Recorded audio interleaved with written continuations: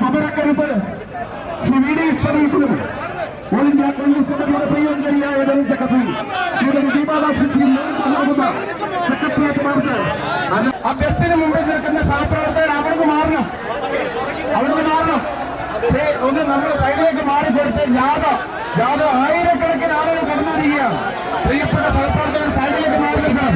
ആ KSRTC ഏറ്റവും ആദരണീയനായ അധ്യക്ഷൻ കേരള പ്രദേശ് കോൺഗ്രസ് കമ്മിറ്റിയുടെ പ്രിയപ്പെട്ട president Shri K Sudhakaran MP അവർ, ഏറ്റവും ആദരണീയായ കോൺഗ്രസ് പ്രവർത്തക സമിതി അംഗവും കേരളത്തിന്റെ ചുമതലയുള്ള അഖിലേന്ത്യാ കോൺഗ്രസ് കമ്മിറ്റിയുടെ ജനറൽ സെക്രട്ടറി ശ്രീമതി ദീപാദാസ് മുൻഷി, കേരളത്തിന്റെ കരുത്തനായ പ്രതിപക്ഷ നേതാവ് പ്രതിപക്ഷത്തിന്റെ ജിഫ്രിയായ ശ്രീ വി ഡി സതീശൻ അവർ, AICCയുടെ ബഹുമാനിതരായ സെക്രട്ടറിമാർ ശ്രീ PV മോഹൻ, ശ്രീ അരിവഴകൻ, ശ്രീ മൻസൂർ അലി ഖാൻ, മറ്റ് ബഹുമാൻ. 8 വർഷമായി നമ്മുടെ പ്രിയങ്കരനായ മുഖ്യമന്ത്രി പിണറായി വിജയൻ ഈ സംസ്ഥാനം ഭരിക്കുന്നു.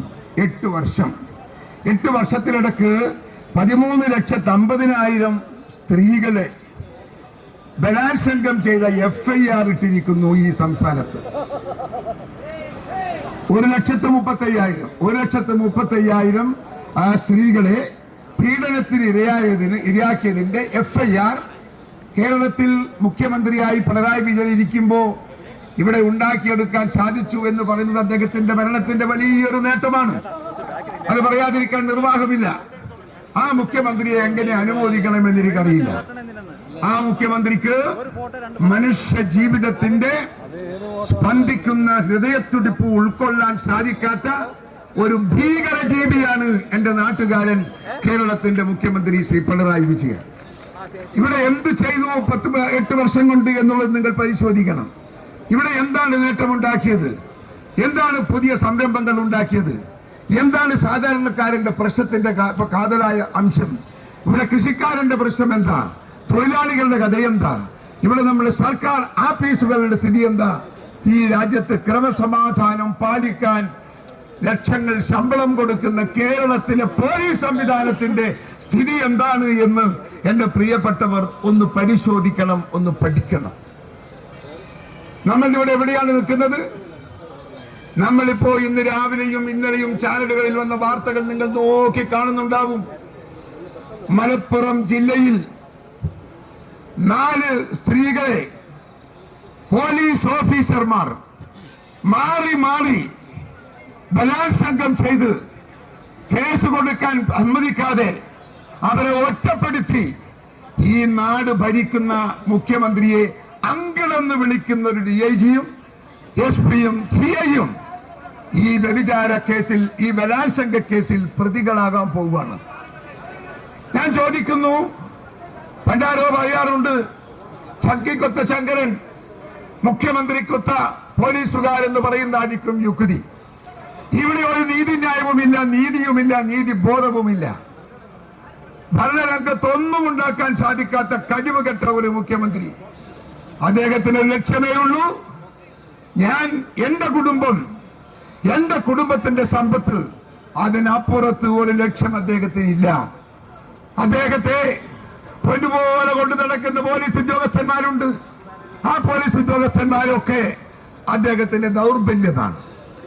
ആ ദൗർബല്യമുള്ളത് കൊണ്ട് തന്നെ അവരെ തെറ്റുകളെ തിരുത്താൻ സാധിക്കാത്ത, കഴിവില്ലാത്ത, നിവൃത്തിയില്ലാത്ത ഒരു മുഖ്യമന്ത്രിയായി 8 വർഷം ഈ സംസ്ഥാനം അവർ ഭരിക്കുന്നു. മുഖ്യമന്ത്രി പറയണം, ഇവിടെ ഇടതുപക്ഷ സർക്കാർ ഇതിനു മുമ്പ് വന്നിട്ടുണ്ട്. നമ്പൂതിരിപ്പാടിന്റെ ഭരണം ഉണ്ടായിട്ടുണ്ട്, നായനാരുടെ ഭരണം ഉണ്ടായിട്ടുണ്ട്, അച്യുതാനന്ദന്റെ ഭരണം ഉണ്ടായിട്ടുണ്ട്. ഈ ഭരണത്തെ ഒന്നും ഞങ്ങൾ ഇതുപോലെ വിശേഷിപ്പിച്ചിട്ടില്ല. ഈ ഭരണത്തെ ഒന്നും ഞങ്ങൾ ഇതുപോലെ അപലപിച്ചിട്ടില്ല. ഈ ഭരണത്തെ ഒന്നും നമ്മൾ ഒരിക്കലും ഇതുപോലെ വിമർശിച്ചിട്ടില്ല. എന്തുകൊണ്ടാ? അവർ സാധാരണ മനുഷ്യന്റെ വികാരങ്ങൾ ഉൾക്കൊള്ളുന്നവരാണ്. അതുകൊണ്ട് ഞാനിവിടെ പറയുന്നു, ഈ മുഖ്യമന്ത്രിയുടെ മാറ്റം കേരളത്തിന് അനിവാര്യമാണ്. ഈ മുഖ്യമന്ത്രിയെ വെച്ചുകൊണ്ടൊരു ദിവസം മുൻപോട്ട് പോകാൻ സാധിക്കില്ല. ഒന്നുകിൽ CPM എന്ന് പറയുന്ന പാർട്ടി തീരുമാനിക്കണം, അല്ലെങ്കിൽ കേരളത്തിലെ ജനങ്ങൾ തീരുമാനിക്കണം. പ്രക്ഷോഭത്തിന്റെ തീച്ചുളയിൽ ഈ സർക്കാരിനെ ചുട്ടുകരിക്കണം. അതിന് മനസ്സുവരിക്കാനുള്ള താല്പര്യം എന്റെ പ്രിയപ്പെട്ട പ്രവർത്തകന്മാർക്കുണ്ടാവണം. ഇന്നലെ ഉണ്ടായ സംഭവം നിങ്ങൾക്കറിയാം. യൂത്ത് കോൺഗ്രസുകാർ അവകാശ സമരാണ്. പോലീസിനെ കല്ലെറിഞ്ഞിട്ടില്ല, പോലീസിനെ തെറി വിളിച്ചിട്ടില്ല, പോലീസിനെ തള്ളിയിട്ടില്ല. എന്റെ കുട്ടികളെ, ഒന്നും ചെയ്യാത്ത പാവം കുട്ടികളെ നിരവധി പോലീസുകാർ വളഞ്ഞു വെച്ച് അടിച്ച് തലയും കൈയും കാലും പൊട്ടിച്ച് ആശുപത്രിയിൽ കിടക്കുന്നു. ഈ സർക്കാരിനെ ഭരിക്കാൻ അനുവദിക്കാമോ? ഈ സർക്കാരിനെ ഉൾക്കൊള്ളാൻ സാധിക്കുമോ? പോലീസുകാരുടെ തോന്നിയവാസം, ആ തോന്നിയവാസം തീർക്കാനും മാറ്റാനും പറ്റില്ലെങ്കിൽ രാജിവെച്ചു പോകണം പിണറായി. മക്കൾക്ക് പണമുണ്ടാക്കിയാൽ പോരാ, കുടുംബത്തിന് പണമുണ്ടാക്കിയാൽ പോരാ, ആ പണമുണ്ടാക്കുന്നത് നാട്ടിലെ ജനങ്ങൾക്കും വേണം.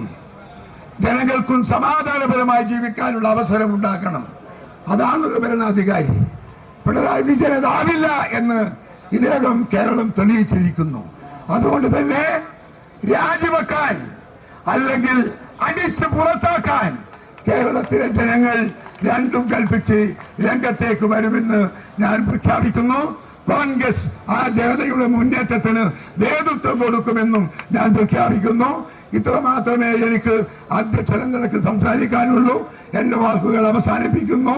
അടുത്തതായി ഈ യോഗം ഔപചാരികമായി ഉദ്ഘാടനം ചെയ്യാൻ എന്റെ പ്രിയപ്പെട്ട മേഡം ദീപാദാസ് മുൻഷിയെ സാദരം ക്ഷണിക്കുന്നു. നിങ്ങൾക്ക് നമസ്കാരം. ജയിക്കുന്നു.